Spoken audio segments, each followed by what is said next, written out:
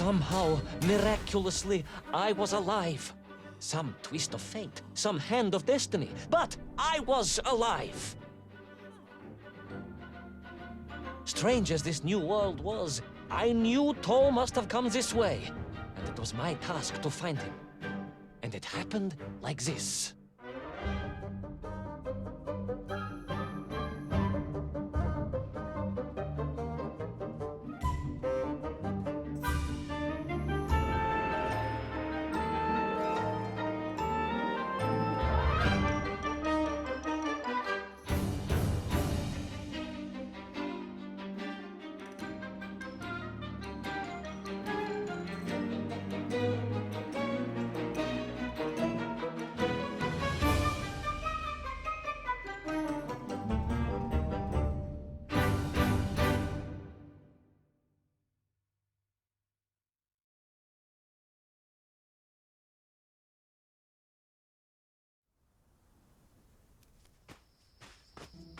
The sun beat down on me relentlessly. The heat was unbearable. I was exhausted. Yet I could not stop. I had to go on. For 7 weeks I trudged across the desert. On the second day... Please, comrade, if we may. I think we can skip the details, unless you consider them to be particularly relevant to the location of Little Orpheus. Of course, General. We will simply omit the tale of the singing chasm. The oasis of mirrors. The sightings of Toll's Mienk aloft on their pterodactyls carrying parts of my crashed rocket drill over the horizon to Lemuria. Wait! The what? Singing chasm? Not that bit. The rocket drill. Oh yes, General. The rocket drill. But what did Toll want with it? And why Lemuria? Lemuria? Lemuria, General. I am not familiar with this Lemuria, comrade. Well, that is because it does not exist, General. Or at least... so I thought.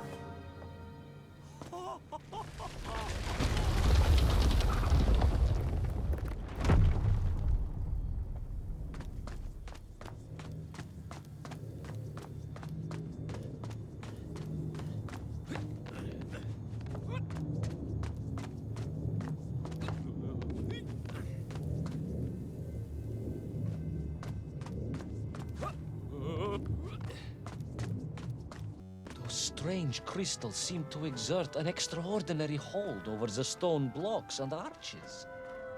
When they hummed, the whole city remade itself. Where they were missing, clearly looted by some villainous thief, the city was fallen to ruin. It was like a vast musical instrument, vandalized, and yet still attempting to toot.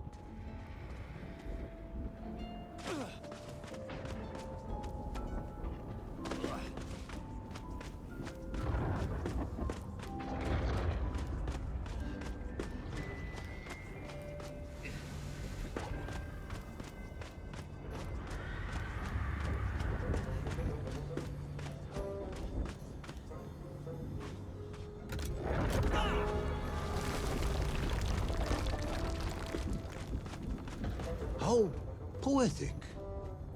I'm sure our engineers would be fascinated and baffled in equal measure. If the whole department hadn't been arrested for sedition last week, I would happily convey it to their skeptical ears. Sedition, General?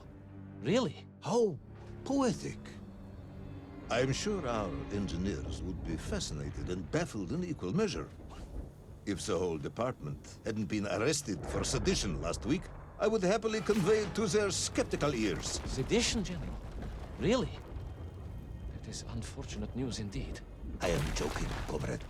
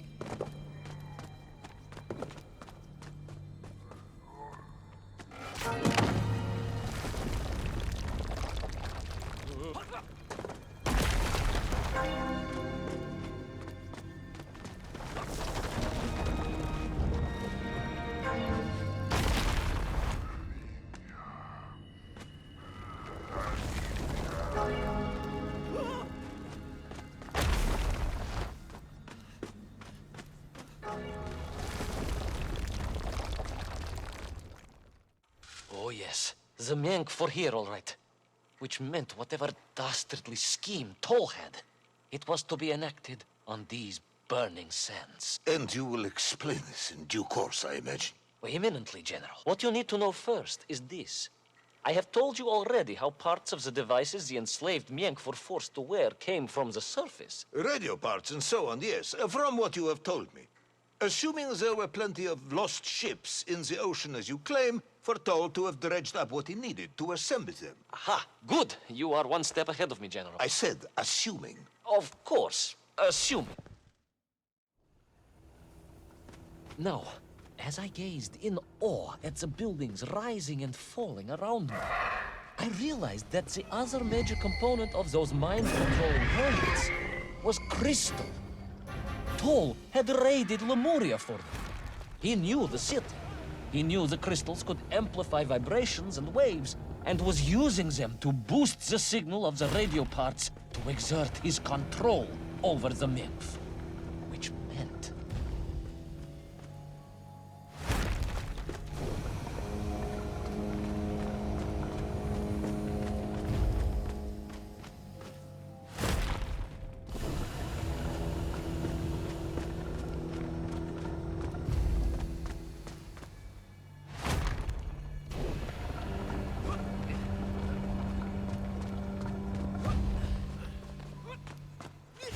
Imagine, General, what such amplification could achieve when fused to the finest atomic science our great Soviet civilization has produced.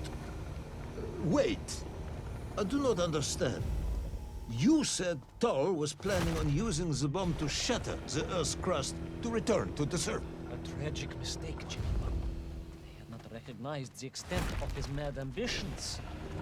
You mean to imply Toll would have attempted to enslave the Russian people?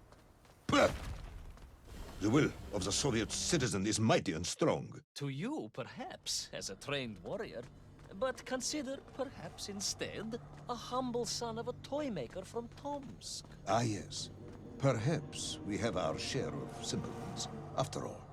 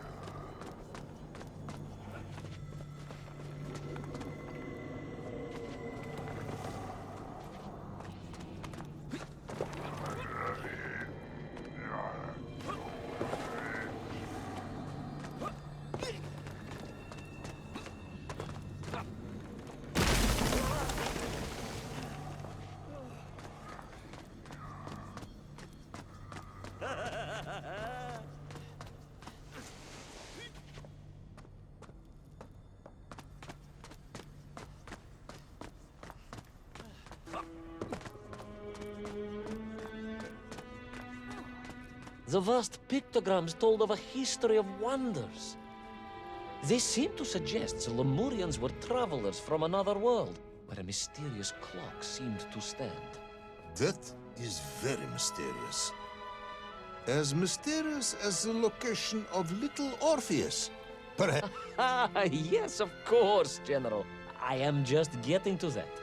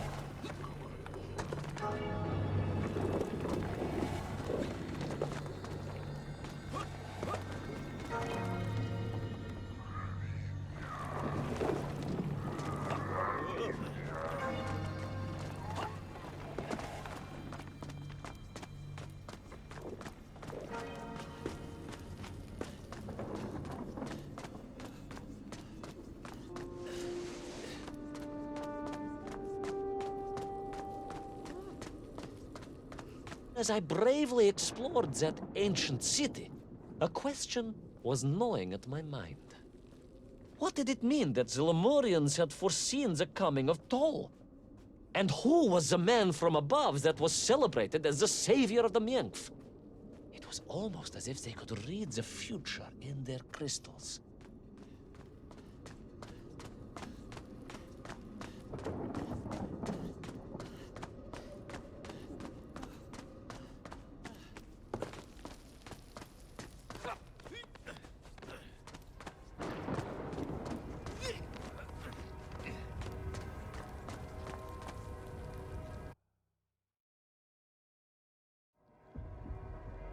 The bells of Lemuria tolled and tolled, a roaring symphony, a crescendo of peals that set the city dancing, each note causing the crystals to shimmer and cascade with light.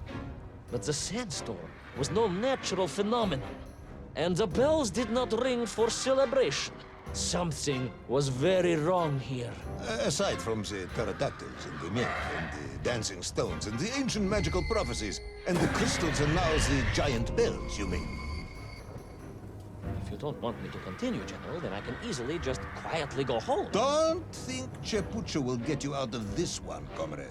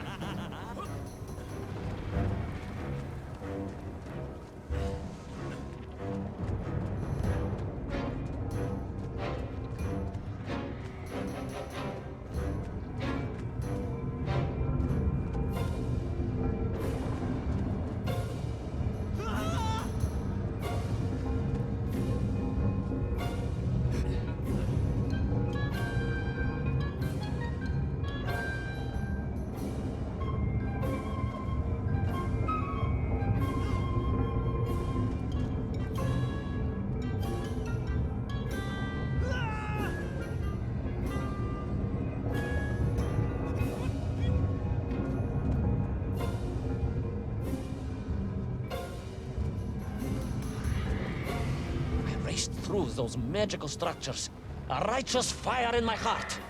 I was like Dobrynya Nikitch, prepared to strike at the dragon who threatened my homeland. Your heroism is only surpassed by your modesty. On the contrary, General, I chose Dobrynya carefully. Like him, I am a simple peasant. It was fate that chose me to descend to the Earth's core. It was General Komanin who chose you to descend to the Earth's core. But don't let that get in the way of your story.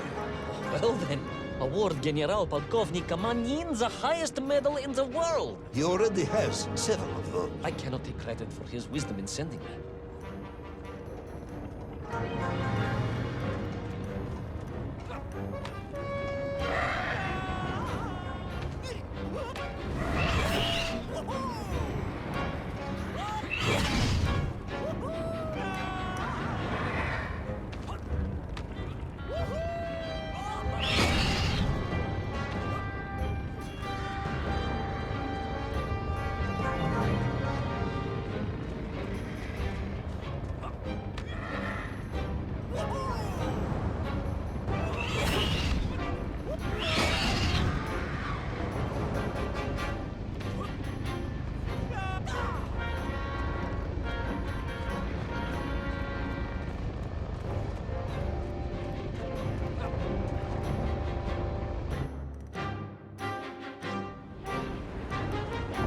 What was once a rocket drill ship, built to burrow into the Earth, was now a mighty vessel, repurposed to blast off into the skies.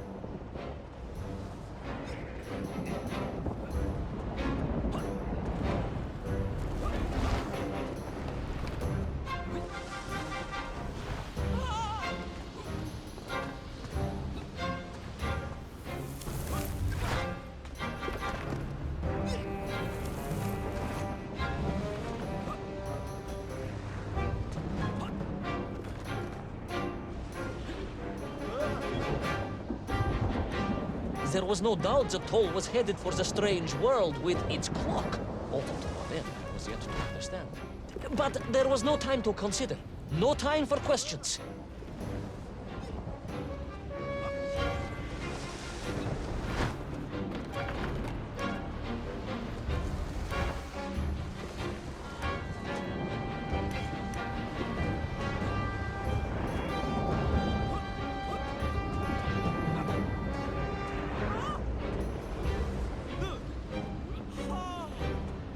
Toll was on the rocket. Little Orpheus was on the rocket. And wherever they were headed, I must head there too, to thwart his plans, recover my drill, and save the world!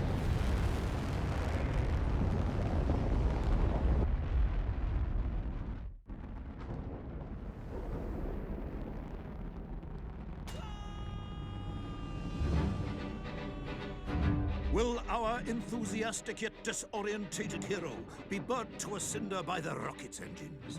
Will he be smashed into the rock that surely must be beyond the Lemurian skies?